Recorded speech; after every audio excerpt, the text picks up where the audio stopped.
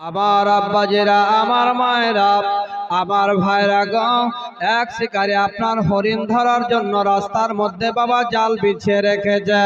এমত সময় এক হরিণী যেন খাবারের সন্ধানে বাবা সে রাস্তা দিয়ে বাবা যাচ্ছিল। এমন সময় যেতে যেতে সে হরিণী যেন আপনার শিকারীর জালে যেন বাধা পড়ে গেছে। শিকারের জালে বাধা পড়ে যাওয়ার পরে হরিণী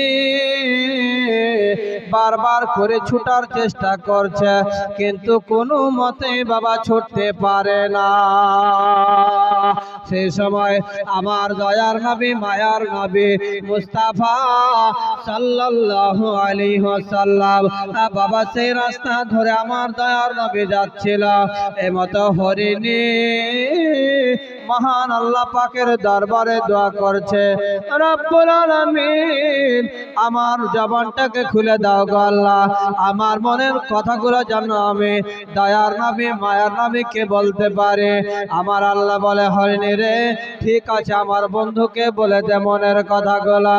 আমার নবীকে বলেন, আসসালাতু আসসালামু আলাইকা ইয়া রাসূলুল্লাহ, আসসালাতু আসসালামু আলাইকা ইয়া হাবিবাল্লাহ।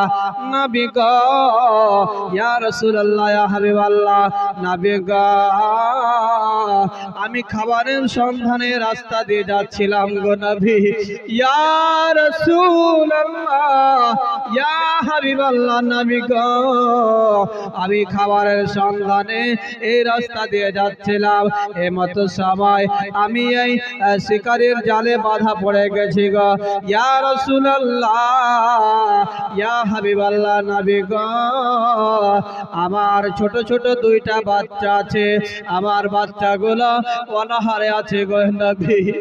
ইয়া রাসূলুল্লাহ, আপনি যদি আমার এই জায়গাতে একটু যদি থাকেন, আমি হরিণী ওয়াদা করে যাচ্ছি। ইয়া রাসূলুল্লাহ, ইয়া হাবিবাল্লাহ, ইয়া রাসূলুল্লাহ, আমি ওয়াদা করে যাচ্ছি আপনার সাথে, আমি আবার আমার ছোট ছোট দুইটা বাচ্চাগুলোকে আমি দুধ পান করাইয়া আবার আমি ফিরে চলে আসব।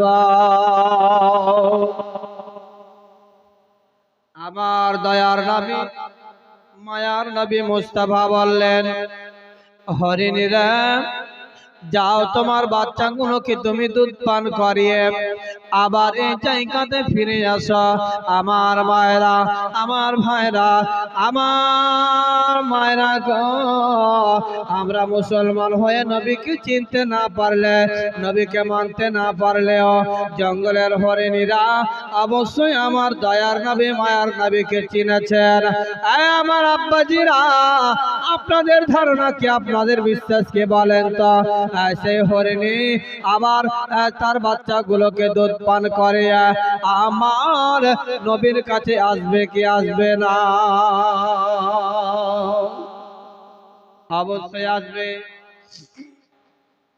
হরিণী যেন তার বাচ্চাগুলোর কাছে চলে গেল, বাচ্চাগুলোকে ডেকে বারবার করে বলতে থাকে, আমার সোনারা, ও আমার জানের টুকরা, আমার ছেলেরা রে, আমি শিকারের জালে আমি বাধা পড়ে গেছিলাম গো।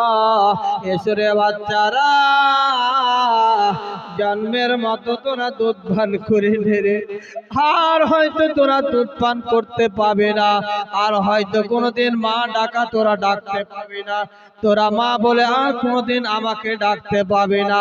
আমার ছেলেরা রে, আয় আমার একটু কলিজায় এসে লেগে যা, একটু আমার দুধ পান করলে, শেষ দেখাটা একটু দেখেলে রে, আর হয়তো কোনোদিন মা ডাকতে পাবে না, কারণ আমি শিকারের জালে আমি বাধা পড়ে গিয়েছি। আমার দয়ার নবী, মায়ার নবীকে আমি জামিন রেখে তোদের সঙ্গে একটু দেখা করার জন্য, আমি তোদেরকে দুধ পান করার জন্য আমি এসেছি। তখন বাচ্চাগুলো উত্তরে বললে, আগমা আমরা আমরা তোমার দুধ পান করবো না গো মা, তুমি এত হারামি মা। আমার দয়ার নবী মায়ার নবীকে আমাদের জন্য তুমি জামিন রেখে এসেছো। না না না না না, আমরা অতক্ষণ পর্যন্ত দুধ পান করব না যতক্ষণ পর্যন্ত আমার নবীর সঙ্গে আমরা না দেখা করব, আমার নবীর দরবারে আমরা যতক্ষণ না ক্ষমা চেয়ে নিব, আমরা ততক্ষণ পর্যন্ত দুধ পান করব না। দেখেন জঙ্গলের পশুরা আমার দয়ার নবী মায়ের নবীকে কতটা মেরেছেন, কতটা আমরা মোহাব্বত করেছে, কিন্তু আজকে আমরা দুপাইয়া মুসলমান হয়ে সেই নবীর শান ও মান নিয়ে যদি আমাদের সামনে কথা বলা হয়, অনেকের এই নবীর শান মানটা সহ্য হয় না। জঙ্গলের পশু হরিণী আমার দয়ার নবী মায়ের নবীকে কতটা চিনেছেন বাপ। জঙ্গলের ছোট ছোট আপনার হরিণীর বাচ্চাগুলো বলেছিলাম, অগমা আমাদেরকে নবীর দরবারে নিয়ে চলো গো মা। যতক্ষণ নবীর পর্যন্ত আপনি নবীর দরবারে আপনি যতক্ষণ পর্যন্ত ক্ষমা না চাইবেন, আমরা তোমার দুধ পান করব না। বাজেরা আমার, ও আমার ইসলাম দরদে মায়েরা, ও আমার ভাইরা গো, হরিণী তার ছোট ছোট বাচ্চাগুলোকে নিয়ে আমার দয়ার নবী মায়ার নবীর দরবারে চলে গেলেন। এইদিকে আপনার শিকারী আমার দয়ার নবী মায়ের নবীর কাছে চলে এসেছে। বলেন, কে গো, তোমার বাড়ি কোথায়, তোমার নাম কি, আর হরিণী আমার কেন ছেড়েছে বলো। আর তুমি যদি আমার হরিণীকে যদি ফিরিয়ে না দাও, তাহলে তোমাকে আমি ছাড় দেব না, আমি তোমাকে যেতে দেব না, আমি তোমাকে যেতে দেব না। আমার নবী বললেন, শিকারী রে, আমার সঙ্গে হরিণী আদা করে গিয়েছিল শিকারী, যতক্ষণ পর্যন্ত আমি এই জায়গাতে জমিন থাকবো, আমি যতক্ষণ পর্যন্ত এই জায়গাতে থাকবো, শিকারী আমার সঙ্গে আদা করে গেছে হরিণ, তার দুটা ছোট ছোট বাচ্চাগুলোকে দুধ পান করিয়ে জন শেষের দেখা করে আমার কাছে আবার ফিরে আসবে। হরিণী বলেন, কি তুমি পাগলের মতো কথা বলছো গো, তোমার মাথা কি খারাপ হয়ে গেছে? যেই হরিণী একবার ছাড় পাওয়ার পরে আবার কি করে ফিরে আসে? আমার নবী বললেন, শিকারীরা রে, অবশ্যই অবশ্যই ফিরে আসবে। বলছে, ঠিক আছে দেখি। আমার নবী বললেন, শিকারী রে, ঠিক আছে তুমি দেখতে থাকো, কিছুক্ষণের মধ্যেই যেন হরিণী যেন ফিরে আসবে।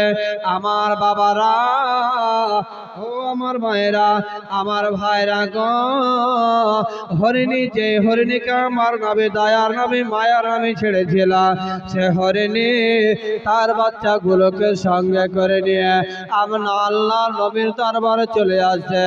দূর থেকে দেখে হরিণী বলছেন, ইয়া রাসূলুল্লাহ, ইয়া হাবিবাল্লাহ, নবী গো,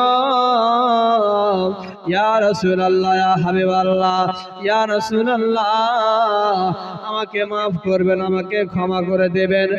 নবী গো, আমার দুইটা ছোট ছোট বাচ্চাগুলোকে দুধ পান করাতে আমার যেন দেরি হয়ে গেছে, এখন পর্যন্ত আমার বাচ্চারা দুধ পান করে না।